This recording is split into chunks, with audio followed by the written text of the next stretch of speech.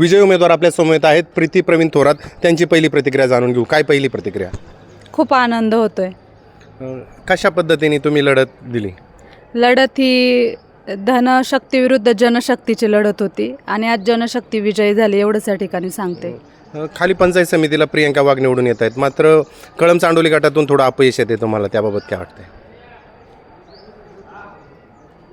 काय सांगू त्याबद्दल, आता मला आज शब्दच नाही सुचत आहे, काय बोलू शकत नाही. खरं तर खूप मलाही वाईट वाटतंय आजला.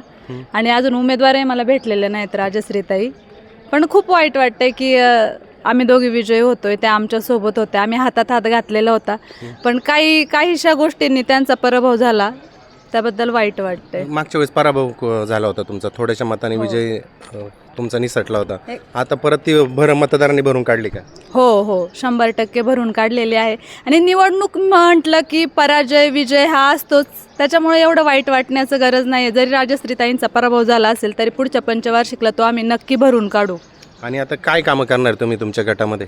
आपली जिल्हा परिषदेची जेवढी कामं असतील तेवढी आम्ही प्रामाणिकपणे करण्याचा प्रयत्न त्या ठिकाणी करणार आहे. आणि शब्द दिल्याप्रमाणे जनसामान्यांच्या सुखदुःखात सहभागी राहण्याचा प्रयत्न आम्ही 5 वर्ष करणार आहोत. या होत्या प्रीती थोरात. त्यांनी जनसामान्याच्या सुखदुःखात आम्ही सहभागी होणार आहोत आणि चांगल्या पद्धतीने काम करणार आहोत, अशीच प्रतिक्रिया दिलेली आहे.